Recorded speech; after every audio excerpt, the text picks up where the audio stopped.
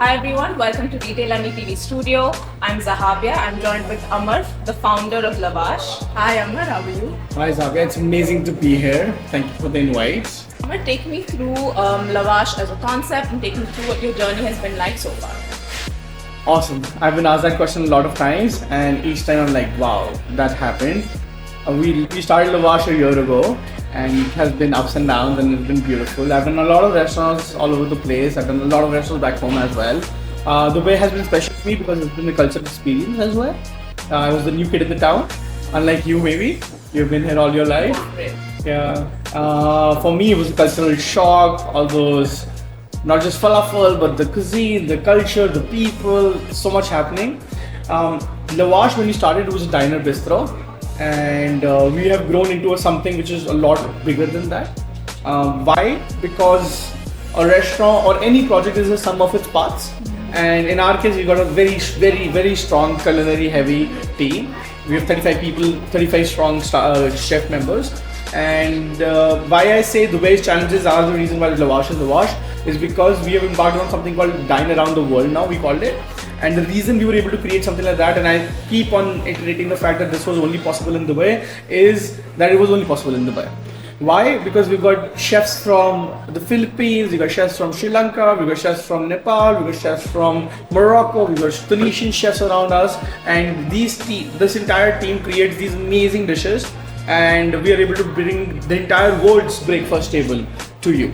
So when I visited Lavash last, you said something that I found really interesting, that Lavash is a restaurant by the staff. It's a staff-run restaurant. So give me a little bit insight on what that's like and how that factors in when doing business. So as an independent operator, what allows me to do is, and from past perspective, I'm working with all the big wigs of the industry, so to speak, the Marriotts and all the hotel chains to speak of. There's a very rigorous sense of hierarchy in the establishments. Where when we started doing Lavash and I wanted to break away from that concept. I believe a restaurant, if not a hotel, at least a restaurant is built by the people for the people. It is the relationship between my barista and his 7 a.m. morning guest, and my bartender's relationship with his 9:30 p.m. Guest who's coming in for that martini, right? The idea is people come to restaurants to enjoy company and enjoy people. All our restaurants, all our chefs, everyone is partakes in the performance of the restaurant. It's run like that, it's built like that. So I've been very adamant that it is reflected in not just the responsibility as we demanded, but also the remuneration. We try to focus on creating an ownership by partaking in the ownership as well, however small it might be. But we try to get each of our staff members involved in the business, because it's not just business, it's restaurants, right? You know how restaurants are. We have 13,500 restaurants in Dubai today, right? And each day another 500 open and another 500 close. I'm probably exaggerating the last 500 bit, but 13,500 is true. And to compete in that kind of market, you have to focus on the one thing, and the one thing which matters. It's people.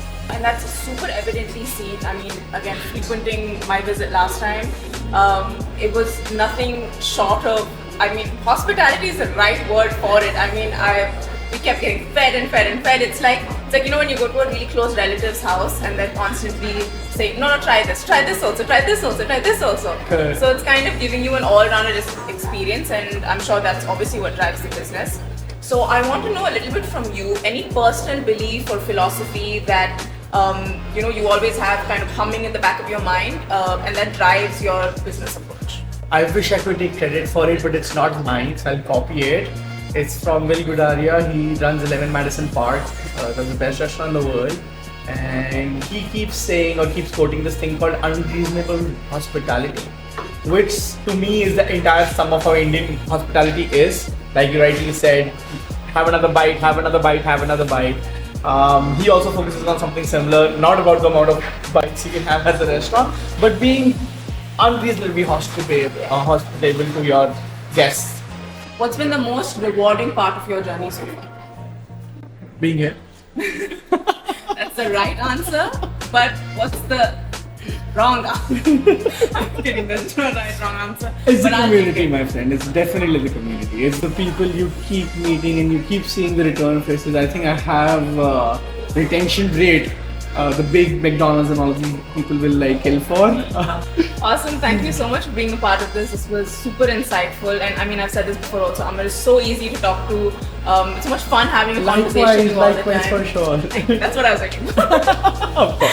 But thanks a lot. I hope you enjoy the rest of the time. Thank you so much, man. It's Thank a pleasure.